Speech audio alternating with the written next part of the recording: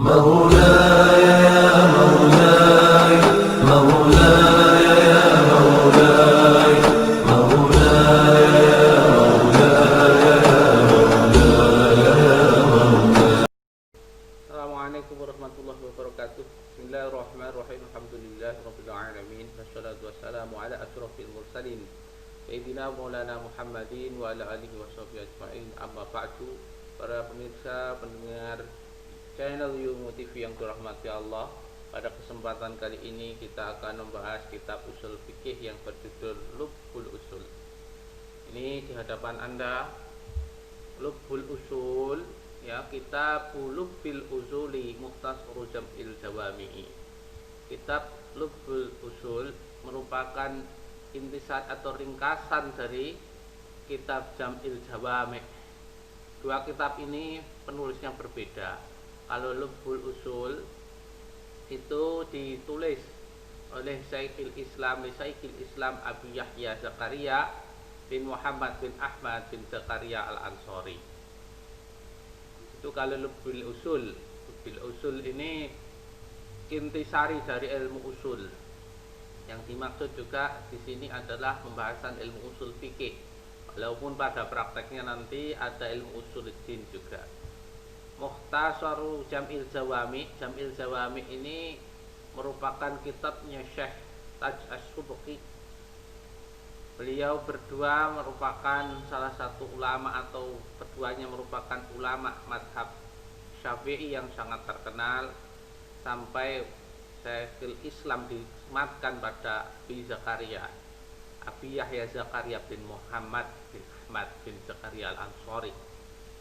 Tentu dari namanya saja sudah ketahuan, Jam'il Jawami', kumpulan dari semua kumpulan, dari kumpulan-kumpulan yang ada. Maksudnya apa yang ada di Jam'ul Jawami' itu sudah bisa dikatakan hampir merata kaidah-kaidah usul fikih yang ada dari berbagai masa, dari berbagai ulama ahli sunnah wal jamaah yang tertulis, sudah dicakupkan, dimasukkan dalam kitab tersebut, sehingga sudah sangat lengkap kitab Jam'il Jawami' dikaji seperti di Al-Azhar, di berbagai macam perguruan tinggi luar negeri, ya, dan juga berbagai pesantren di Indonesia.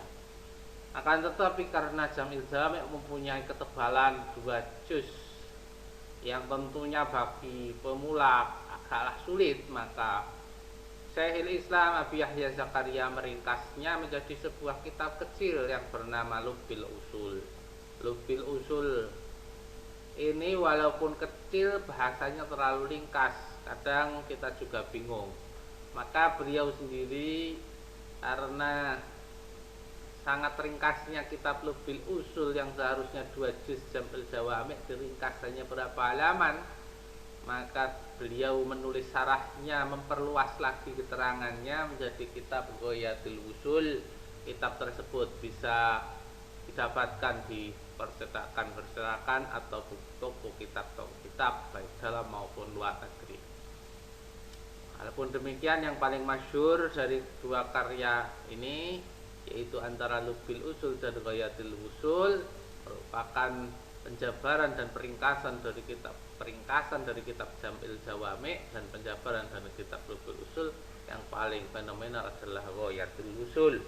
Dan tetapi karena kita di sini adalah belajar melalui online, yang tentunya kalau belajar Ghayatul Usul sangat memerlukan waktu yang lama, kita membahas yang ringkasannya saja, yaitu Lubbil Usul. Insyaallah juga sudah mencakup dari inti-inti dari kitab yang ada di Jam'il Jawami' maupun Ghayatul Usul itu sendiri. Selanjutnya kita mulai materi, yaitu materi muqaddimah, pembukaan. Bismillahirrahmanirrahim. Alhamdulillahilladzi wafaqana lil wusuli.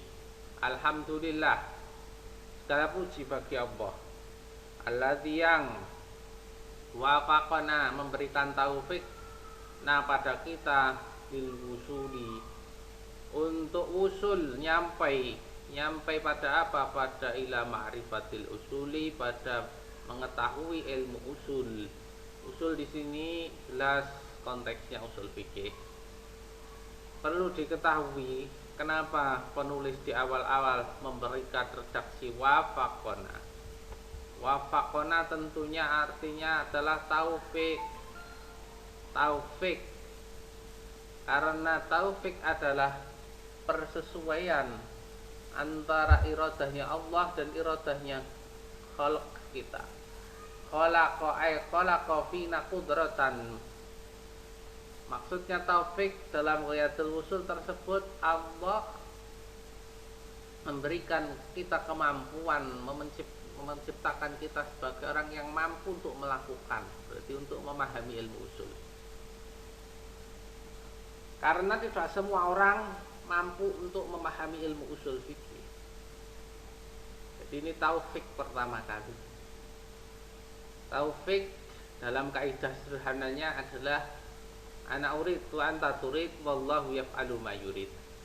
Saya punya keinginan, Anda punya keinginan, Allah punya keinginan. Jika berbeda keinginan Allah dan makhluk, tentu Allah yang berkuasa. Akan tetapi kalau keinginan makhluk ini pas ketepatan sama dengan keinginan Allah, maka inilah yang disebut taufik. Selanjutnya wa yassara lana suluka manahija, dan Allah memudahkan kita suluka manahija, yaitu pula manahija, yaitu memasuki, menapaki jalan-jalan.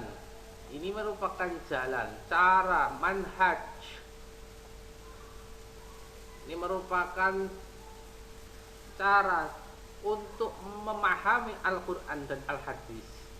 Boleh kita mengatakan bahwa kita kembali kepada Al-Quran dan Al-Hadis, iya, memang wajib. Akan tetapi jangan kita membiarkan pemahaman kita, cara memahami kita tetap menggunakan cara kita sendiri, bukan cara memahami yang digariskan oleh para sahabat, para tabi'in yang telah ditulis dalam kitab usul fikih yang pertama, dalam kitabnya Al-Imam Asy-Syafi'i, yaitu Ar-Risalah. Karena pada dasarnya awal-awal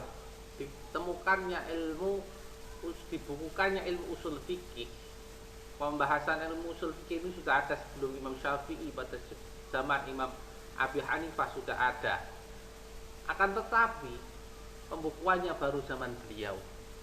Beliau perlu diketahui menggariskan dalam kitab Ar-Risalah tentang yang dinamakan qiyas, tentang posisi Al-Quran, posisi penjelasannya As-Sunnah itu bagaimana dalam pengambilan dalil. Itu Imam Syafi'i menjelaskan. Terus itu kan menurut ahlul hadis itu yang memang harus dipakai. Akan tetapi pada masa itu terjadi perdebatan dengan ahlul ra'yi yang dimotori oleh banyak kelompok, diantaranya Mu'tazilah, Syiah dan seterusnya. Maka ada beberapa ra'yi, yaitu pendapat manusia yang memang bersumber dari akal dan bisa untuk dipakai memahami Al-Quran dan hadis, dan itu dibenarkan oleh Rasulullah. Imam Syafi'i mengambil contoh di dalam kitabnya Ar-Risalah, ada qiyas. Qiyas ini sudah merupakan pembahasan klasik ilmu mantik yang dikembangkan oleh Aristoteles, sudah zaman sebelum Masehi. Akan tetapi juga dimasukkan dalam cara memahami dalil-dalil Al-Quran dan hadis. Ini menunjukkan bahwasanya ada ra'yu atau pendapat akal yang bisa diterima untuk memahaminya. Akan tetapi tidak semuanya qiyas atau silogisme dan analogi yang ada di ilmu logika itu bisa dimasukkan untuk memahami Al-Quran dan hadis semuanya. Seperti qiyas safsatah tidak bisa untuk diterima dalam memahami Al-Quran dan Al-Hadis dan sebagainya. Jadi ilmu usul fikih ini yang membatasi akal ini sampai di mana. seperti ilmu lughah, bahasa, ilmu balaghah. Apakah kita bisa mengurai Al-Quran semua dengan ilmu balaghah? Mengurai itu al-hadis dengan ilmu balaghah, itu ada batasan-batasannya yang ditetapkan oleh ahli usul, ulama-ulama zaman sahabat, zaman tabi'in, diuraikan oleh Imam Syafi'i melalui kitab Ar-Risalah, yang kemudian ulama-ulama berikutnya menghimpun dari ulama-ulama yang belum tertulis, belum terkodifikasi pendapat-pendapatnya, sampailah pada ulama mutaakhirin, yaitu Syekh Taj As-Subki yang menulis kitab Jam'il Jawami.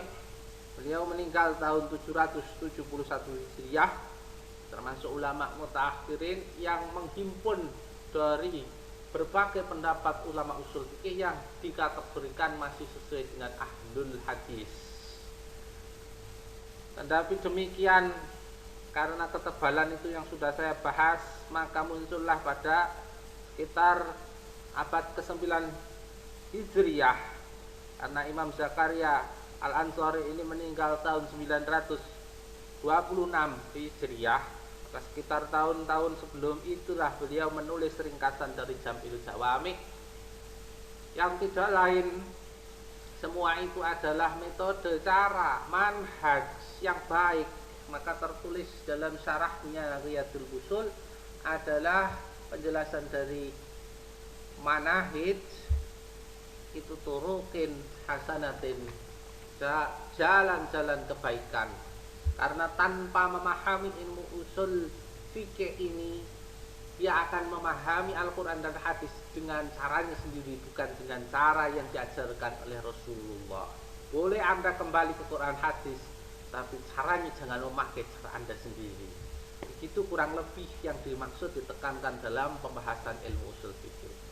Demikian dalam ilmu nahwu nanti akan dibahas mana-mana implikasi dari ilmu nahwu, memahami Al-Quran hadis dengan ilmu nahwu yang bisa untuk dibenarkan oleh ulama-ulama terdahulu. Jadi tidak semuanya nahwu shawab itu bisa diterapkan dalam memahami atau untuk memahami Al-Quran hadis.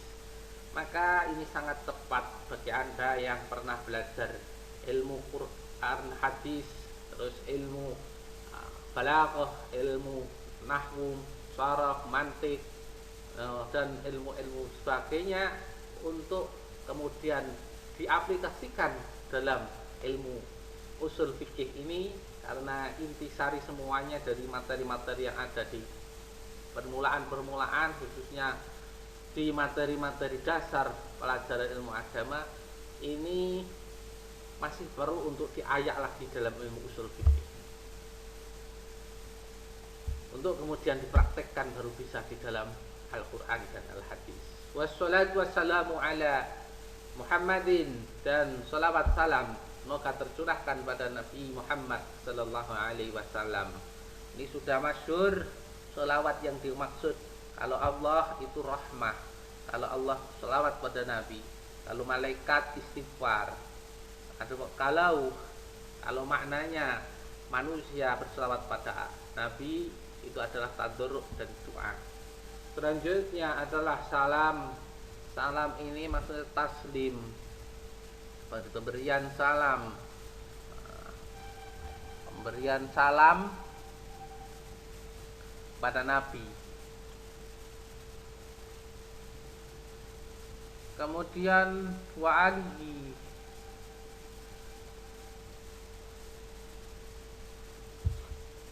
yaitu salawat salam juga semoga tercurah pada keluarganya Nabi dan sahabat Nabi. Sahab wa sahbi ini ismul jam'i, walaupun mufrad tapi artinya jamak. Dan sahabat-sahabat Nabi, salawat salam itu yang mana mereka al-faizina, yang mereka beruntung, mendapatkan keuntungan minallahi dari Allah, bil qabuli, dengan dikabulkannya, diterimanya amal mereka. Wa ba'du, dan setelah baca bismillah, alhamdulillah, sholawat, salam, maka fahada mukhtasarun, fil aslaini. Inilah ringkasan dari dua ilmu usul. Yang dimaksud aslaini di sini adalah ilmu usul fikih, ilmu usul fikih dan usul din. Usul fikih yang sudah saya jelaskan nanti akan mencakup berbagai macam penjelasan.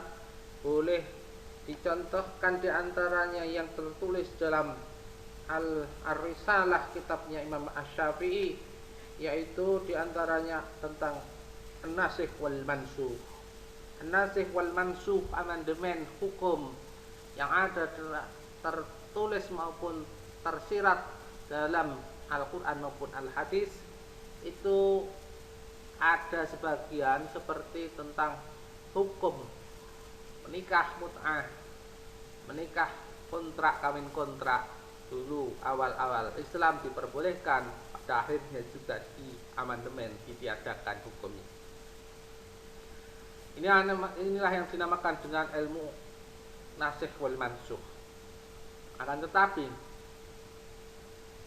sebagian dari madhab lain yang bukan ahlu sunnah wal jamaah seperti Syiah ternyata tidak memberlakukan adanya nasikh wal mansukh. Inilah kenapa pentingnya memahami ilmu usul fiqh. Nasikh wal mansukh, an-nasikh wal mansukh bagi orang Syiah itu adalah tidak mungkin, karena Nabi adalah seorang yang maksum. Pernah mengucapkan suatu hukum kemudian mencabutnya berarti Nabi salah. Itu pendapat orang Syiah. Dan Nabi tidak mungkin salah, maka nikah mut'ah yang pernah dihalalkan tetap berlaku, boleh sampai la yaumil kiamah, itu bagi mereka. Maka tak heran jika di sebagian negara-negara bermeluk bermadzhab Syiah itu sampai hari ini nikah mut'ah masih diperbolehkan. Tetapi di sini membedakan dari mereka, berbeda dari mereka, sehingga mana batasan yang diperkenankan akal ini dan harus akal itu bermain, mana yang harus, mana yang tidak boleh, yang dipakai oleh para ulama-ulama terdahulu, para sahabat, yang ditulis oleh generasi berikutnya, yaitu Imam Asy-Syafi'i. Kok nulisnya telat? Ilmu hadis, bukan hanya ilmu usul fikih yang penulisannya telat, hadis pun, yaitu hadis muwatta, itu pun telat penulisannya, bukan pada masa Nabi, bukan pada masa sahabat, tapi pada masa Imam Malik. Dengan khalifah pada saat itu yang menyuruh adalah Umar bin Abdul Aziz. Ini kan juga bukan sahabat. Sama aja, muridnya Imam Malik yaitu Imam Syafi'i juga menulis sebuah kitab Ar-Risalah tentang cara memahami Al-Quran, hadis, itu usul fikih. Akankah kita tolak padahal hadis yang penulisannya juga ada yang lebih setelahnya Imam Syafi'i, yaitu hadis Al-Jami' As-Sahih miliknya Imam Bukhari, ya, setelahnya Imam Syafi'i malahan usianya, itu kita terima dengan bulat-bulat, penulisan yang jauh dari zaman sahabat.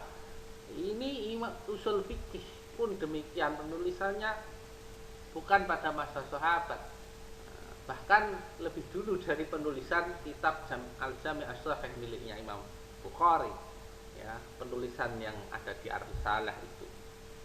Walaupun demikian, penulisan itu masih awal. Selanjutnya masih ada rangkuman-rangkuman dari ulama-ulama, mungkin Imam Malik, Imam Abu Hanifah, yang belum tertulis, itu ditulis oleh ulama-ulama berikutnya yang mereka masih punya data untuk ditulis. Sehingga ilmu usul fikih ini ya termasuk satu-satunya ilmu untuk memahami Al-Quran dan Al-Hadis, bukan dengan pemikiran kita sendiri. Selanjutnya usuluddin, dari aslaini usuluddin. Ilmu usuluddin itu mencakup tentang ilmu-ilmu kalam dan sebagainya. Ilmu kalam ini ada perdebatan antara Mu'tazilah, Sunnah, Khawarij, Syiah dan sebagainya. Nanti dalil-dalilnya ada di sini, cuma di sini hanya mengambil perspektifnya Ahlus Sunnah wal Jamaah Ahlul Hadis. Wa ma ma'ahuma, dan materi-materi yang menyertai keduanya yaitu usulul fikhi wa usulul din.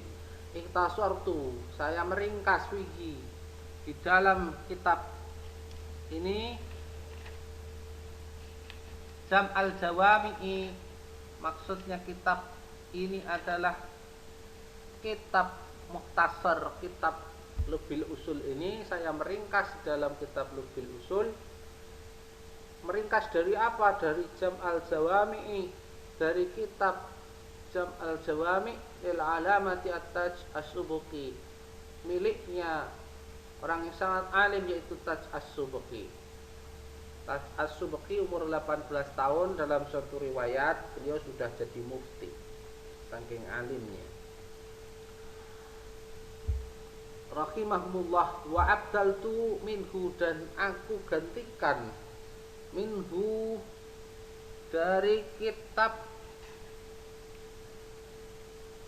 Jam'il Jawami.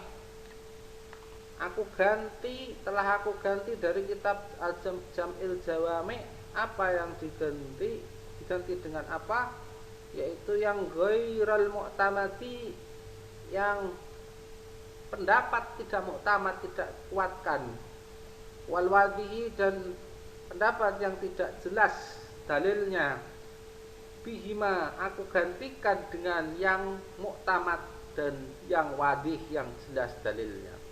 Ma'aziyadatin hasanatin, dengan tambahan-tambahan yang terbilang bagus pendapatnya.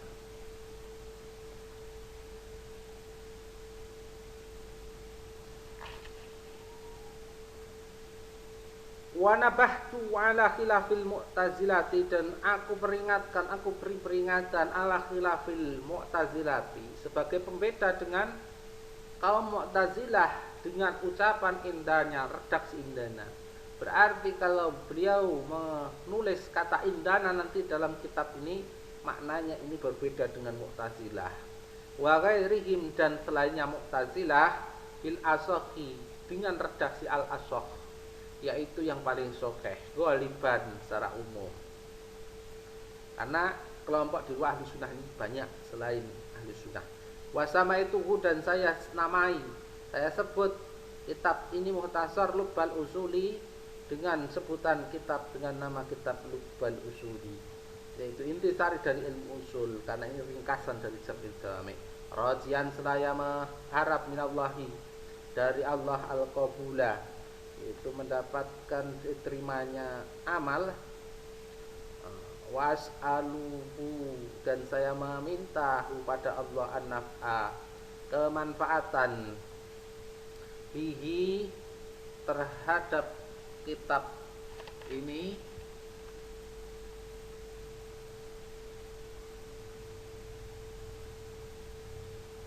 baik itu kembali kepada limu'allifi, penulisnya, mendapatkan kemanfaatan pembacanya, mendapatkan kemanfaatan pendengarnya, dan seluruh umat orang mukmin yang mau mengamalkannya. Fa innahu khairu ma'mulin, sungguhnya Allah itu adalah zat yang paling baik untuk diminta pengharapan atau diharapkan. Wa yanhasiru, dan teringkas maksuduhu, maksudnya kitab Lubbul Usul, fi muqaddimatin, dalam muqaddimat, dan wasaba'ati kutubin, dan 7 kitab.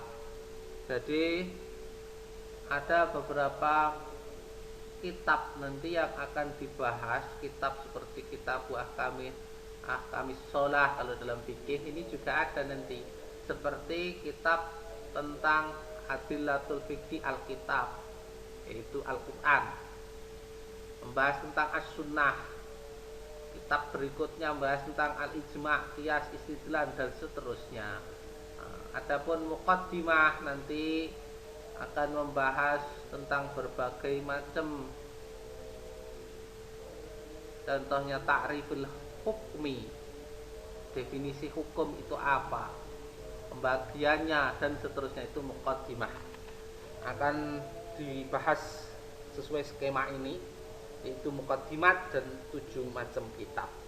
Ini bagaikan daftar isi. Nah, ini kitabnya ulama terdahulu. Demikian, subhanakallahumma bihamdik asyhadu an la ilaha illa anta astaghfiruka wa atubu ilaik. Assalamualaikum warahmatullahi wabarakatuh.